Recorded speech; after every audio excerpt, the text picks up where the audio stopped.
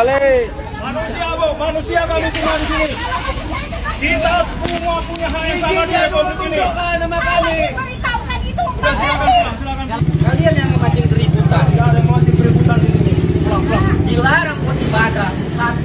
Rekam. Izin belum ada. Rekam. Dan buat juga. Kemari.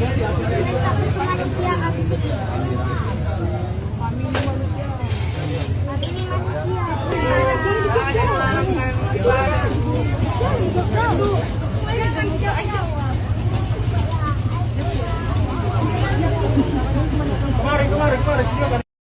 Lihat nih teman-teman, warga Konoha sibuk ngurusin agama lain, sibuk bubarin agama lain, menggeruduk. Dan ironinya, pemerintah kalah sama orang-orang ini, sama ormas-ormas yang mengatasnamakan agama tertentu terganggu karena keberadaan agama lain yang dianggap minoritas di situ. Salahnya di mana kalau orang beribadah? Salahnya di mana kalau orang menyembah Tuhannya? Itu kan diatur oleh Undang-Undang Dasar. Konstitusi kita, undang-undang tertinggi di Indonesia, itu konstitusi. Dan beribadah diatur di sana bahwa setiap warga negara berhak untuk memeluk agama dan kepercayaannya, berhak untuk beribadah. Juga ada hak asasi manusia juga yang diatur oleh Undang-Undang Dasar. Tapi orang-orang ini, mereka berdalil bahwa harus ada izinnya karena ada SKB 2 Menteri, ada peraturan di sana. Inilah pemerintah kita membuat undang-undang yang disalahgunakan, ya berpotensi disalahgunakan oleh oknum-oknum tertentu untuk membenarkan diri mereka, melakukan main hakim sendiri. Padahal masalah izin itu teman-teman, itu kan masalah administrasi. SKB 2 Menteri itu masalah administrasi yang dikontrol oleh pemerintah, bukan masyarakat. Bukan. Apa haknya masyarakat? Pemerintah yang buat undang-undang itu dan undang-undang yang harus tunduk kepada Undang-Undang Dasar, konstitusi. SKB 2 Menteri itu tidak lebih tinggi daripada Undang-Undang Dasar yang mengatur bahwa setiap warga negara berhak untuk beribadah. Mau di rumah ke, mau di ruko ke, itu dijamin oleh Undang-Undang Dasar. Nah sekarang SKB 2 Menteri disalahpahami dan disalahgunakan oleh ormas-ormas. Jadi kalau ada gereja ya belum ada izinnya, wah semaunya ormas itu menanyakan mana izinnya. Itu kan bukan haknya ormas, itu haknya pemerintah daerah. Ini kan aturannya nggak karu-karuan gitu loh. Konoha. Nah lihat nih teman-teman, komentar, ada komentar nih. Kita baca beberapa ya. Komentarnya seperti ini dari Muharzain yang dikirim oleh akun Facebook Hizkia Pardede ya. Captionnya salah namun dibela, itulah namanya teman yang salah. Dari Muharzain, mau ibadah apa mau nyanyi? Ya pertanyaannya konyol banget loh. Namanya ibadah di sana ada nyanyi.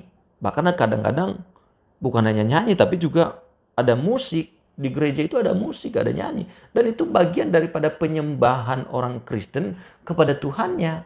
Kan juga itu diatur dalam Undang-Undang Dasar bahwa setiap warga berhak untuk beribadah. Cara dia ibadah ya menyanyi, bermain musik. Di sana juga ada khotbah.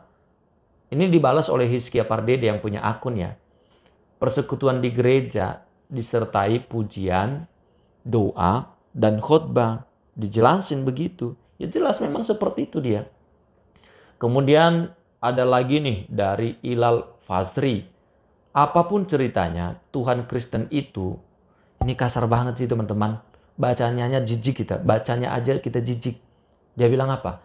Bertaik. Ya, apapun ceritanya Tuhan Kristen itu bertaik. Waduh. Bu atau bapak ini saya nggak tahu nih, ibu atau bapak. Kalau beragama itu, beragamalah dengan benar. Agama kita itu mengatur hidup kita menjadi baik. Kalau kamu mengaku punya agama, tapi kata-katamu kotor seperti ini, nggak pantaslah disebut orang beragama yang seperti itu.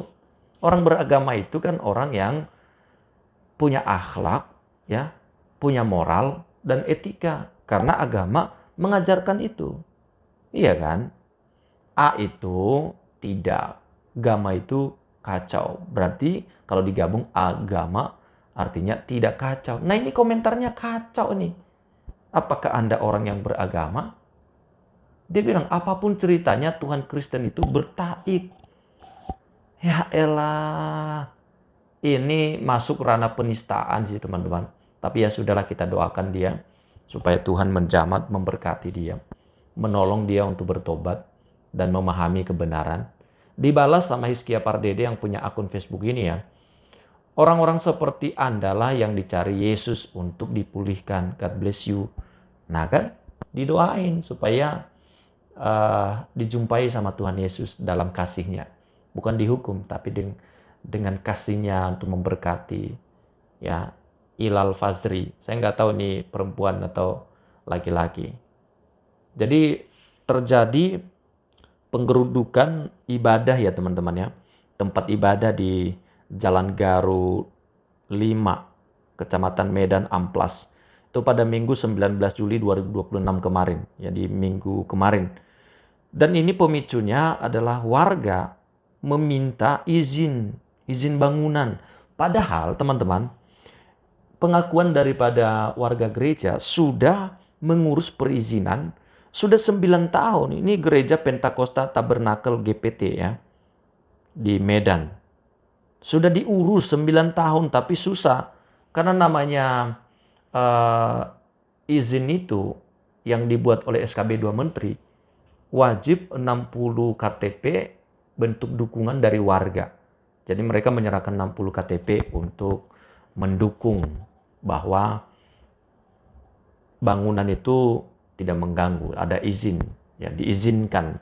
Tapi kan untuk mendapatkan 60 KTP warga, kalau di situ semua mayoritas agama lain dan mereka tidak punya pemahaman nasionalisme yang benar, mereka tidak punya pikiran yang terbuka, ya nggak mungkin dapatlah 60 KTP. Jadi SKB 2 Menteri itu bukannya membuat ketertiban ya, bukannya mengatur, tetapi ini jadi celah justru. Menjadi celah membuat warga ya melegitimasi perbuatannya karena nggak punya izin katanya, maka mereka bertindak sendiri. Ini kan main hakim sendiri. Padahal SKB 2 Menteri itu sekali lagi teman-teman kita tegaskan itu hanya untuk mengadministrasi gitu loh. Mengadministrasi gereja-gereja atau rumah-rumah ibadah. Mau masjid, mau vihara, diadministrasi. Dan gereja atau agama apapun itu bertanggung jawab kepada negara. Kalau dia belum memenuhi itu. Jadi dia bukan berurusan dengan ormas. Ormas juga tidak berurusan dengan itu. Karena bukan ormas yang bikin aturan itu. Itu peraturan menteri, SKB 2 Menteri. Menteri Agama dan Menteri Dalam Negeri. Jadi mempertanggungjawabkannya kepada pemerintah. Bukan kepada ormas. Dan SKB 2 Menteri itu juga harus tunduk kepada Undang-Undang Dasar Konstitusi kita. Cara pikirnya seperti itu.